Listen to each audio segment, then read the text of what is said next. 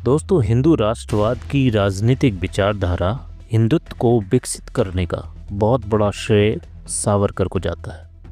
वे एक वकील, राजनीतिक, कवि, लेखक और नाटककार भी थे। उन्होंने परिवर्तित हिंदुओं के हिंदू धर्म को वापस लौटाने हेतु सतत प्रयास किए एवं इसके लिए आंदोलन भी चलाया। दोस्तों, उन्होंने भारत की एक सामूहिक हिंदू पहचान बनाने के लिए हिंदुत्व का शब्द गढ़ा। उनके राजनीतिक दर्शन में उपयोगितावाद, तर्कवाद, प्रत्यक्षवाद, मानवतावाद, सार्वभौमिकता, व्यवहारवाद और यथार्थवाद के तथ्य थे। दोस्तों, वो हिंदू महासभा के एक प्रमुख चेहरे थे। दोस्तों, विनायक सावरकर का जन्म महाराष्ट्र में नासिक के निकट भांगुर गांव में हुआ था।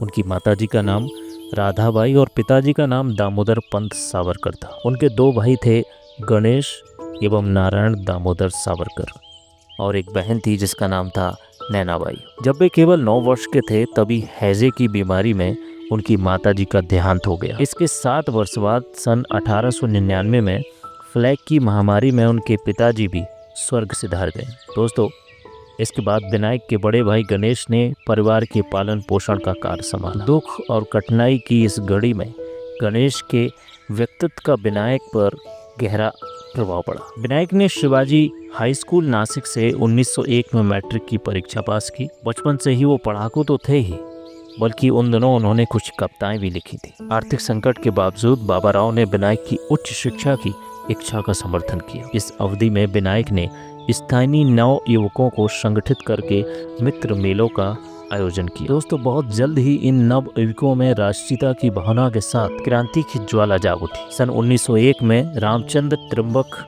चिपलूणगढ़ की पुत्री यमुनाबाई के साथ उनका विवाह कर दिया। उनके ससुर जी ने उनकी विश्वविद्यालय की शिक्षा का भार उठाया और 1902 में मैट्रिक की पढ़ाई पूरी करके उन्होंने पुणे के फर्ग्यूसन कॉलेज से बीए किया। दोस्तों, इसके बाद सावरकर ने लंदन के ग्रेजन लॉ कॉलेज में प्रवेश लेने के बाद इंडिया हाउस में रहना प्रारंभ कर दिया। इंडिया हाउस उस समय राजनीतिक गतिविधियों का केंद्र था जिसे श्यामा प्रसाद मुखर्जी चला रहे थे। सावरकर ने फ्री इंडिया सोसाइटी का निर्माण किया, जिससे वो अपने साथी भारतीय छात्रों को स्वतंत्रता के लिए लड़ने को प्रेरित कर सके। सावरकर ने 1857 की क्रांति पर आधारित पुस्तकों का गहन अध्ययन किया और the history of the war of Indian independence नामक पुस्तक लिखी। उन्होंने इस बारे में भी गहन अध्ययन किया कि अंग्रेजों को किस तरह जड़ से उखाड़ा जा सकता है। दोस्तों, लंदन में रहते हुए उनकी मुलाकात लाला हरदयाल से हुई, जो उन दिनों इंडिया हाउस की देखरेख करते थे। 1 जुलाई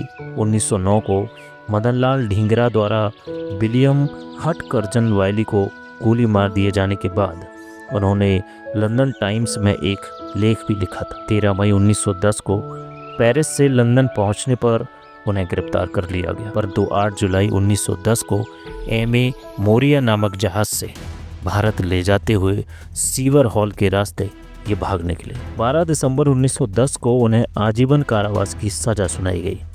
दोस्तों, इसके बाद 31 जनवरी 1911 को इन्हें दोबारा आजीवन कारावास की सजा सुनाई गई और इस प्रकार सावरकर को ब्रिटिश सरकार ने क्रांतिकारियों के लिए 2 बार आजीवन कारावास की सजा सुनाई, जो विश्व के इतिहास की पहली एवं अनोखी सजा थी। दोस्तों, सावरकर जी के अनुसार उनके ये विचार थे कि मातृभूमि तेरे चरणों में पहले ही मैं अपना मन अर्पित कर चुका हूँ। देश सेवा ही ईश्वर सेवा है, ये मानकर मैंने तेरी सेवा के माध्यम से भगवान की सेवा की।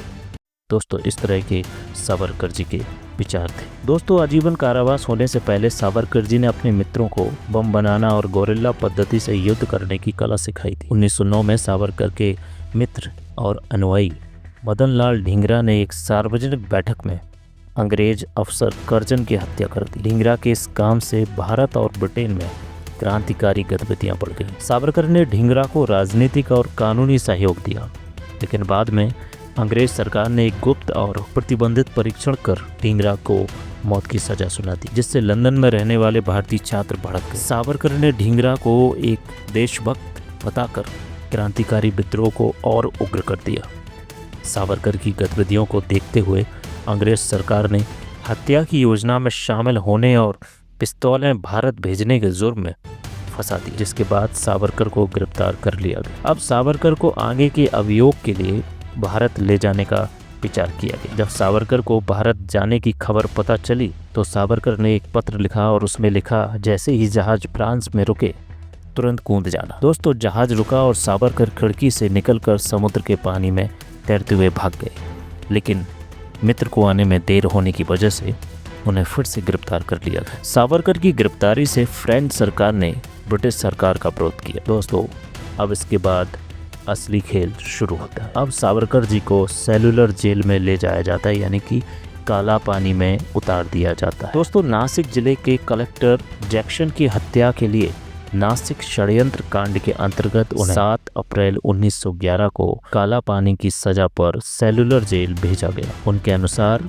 यहाँ स्वतंत्रता सेनानियों को कड़ा परिश्रम करना पड़ता था। कैदियों को यहाँ नारियल छीलकर उसमें से तेल निकालना पड़ता था। साथ ही उन्हें यहाँ कोलू में बैल की तरह जुतकर सरसों व नारियल आदि का तेल निकालना पड़ता और रुकने पर उनको कड़ी सजा व बेंत व कोड़ों से पिटाई की जाती थी। इतने में भी उन्हें भरपेट खाना भी नहीं दिया जाता था। लेकिन दोस्तों जब सावरकर जी को काला पानी जेल में ले जाया गया तो उस टाइम का मंजर कुछ और ही था। वो तिथि थी 2 जुलाई 1911। बेड़ियों में जकड़े स्वतंत्रता सेनानी वीर सावरकर, इनको पोर्ट ब्लेयर के बंदरगाह पर उतारा गया। लगभग 15 मिनट तक बेड़ियों हथकड़ियों की खड़ताल पर चलते चलते सावरकर उस भीमकाय और भयावह दुर्ग रूपी कारागार के प्रवेश द्वार पर पहुंचे। दोस्तों 7 खंडों और 3 मंजिलों में विभक्त इस दानवी जेल में 7वें खंड के दूसरे तल्ले पर विशेष द्वार वाली खोली नंबर 234 में सावरकर को रखा गया। खोली भी ऐसी जहां पूरे पांव पसारने पर दीवारों को छुआ जा सकता था और दोनों हाथ उठाने पर छत को छुआ जा सकता था। दोस्तों उन्हें नारियल का तेल निकालने वाले कोलू में बैल की तरह जोतकर रोज 30 पाउंड तेल निकालने का आदेश दिया गया, जो कि अन्य सभी कैदियों से बहुत अधिक था। दोस्तों उस दुबले पतले प्राणी के लिए ये दंड प्राणलेवा था। वो बीच में कई बार हाँफते, थककर चूर से हो जाते थे और कभी कभी तो गिर भी पड़ते थे। शाम को तेल की मात्रा तौली जाती और कम होने पर नंगी पीठ पर और प्रति पाउंड पर 1 कोड़े का दंड मिलता, पर हर कोड़े के साथ एक प्रतिध्वनि भी होती, वंदे मातरम, स्वतंत्र लक्ष्मी की जय। दोस्तों इसके बाद शाम को जो बासी तिबासी भोजन मिलता था उसको दाल में या पानी में कुछ भी कह सकते हैं, सब बराबर था, उसमें डालकर वो अपना पेट भर लिया करते थे। पर वो कलजई आदमी क्या इन विषमताओं के समक्ष घुटने टेकने वाला था? इतनी पटारनी दिनचर्या के बाद जब रात्रि आती तो भी भला उसे नींद कहाँ आती। इस समय को शारदा पुत्र ने सरस्वती सेवा के लिए चुना। कभी नाखूनों को बढ़ाकर, कभी कीलों कांटों से अथवा बर्तनों को घिस घिस कर उनकी नोकों से उसने कोठरी की चारों दीवारों पर साहित्यिक रचनाएं उकेरने आरंभ, वो भी ऐसी अद्भुत विधि से कि आज भी सहज विश्वास नहीं होता। कभी नाटक, कभी कविता, कभी उपन्यास, कभी इतिहास और कभी आत्मकथा। इन सभी विद्याओं में प्रतिदिन कुछ ना कुछ उन दीवारों पर लिखना, उन्हें कंठस्थ करना और मिटा देना। ये सृजन प्रक्रिया निरंतर 10 वर्ष तक चलती रही। दोस्तों इसके बाद 1921 में वल्लभ भाई पटेल और बाल गंगाधर तिलक के कहने पर ब्रिटिश कानून न तोड़ने और विद्रोह न करने की शर्त पर उनकी रिहाई हो गई। तो दोस्तों ये थी सावरकर जी की पूरी कहानी। अगर वीडियो अच्छा लगा हो और उनकी कहानी अच्छी लगी हो तो हमारे इस चैनल को लाइक कीजिए, सब्सक्राइब कीजिए और शेयर कीजिए। और हाँ, कमेंट में जय हिंद, वंदे मातरम जरूर लिखें। धन्यवाद दोस्तों।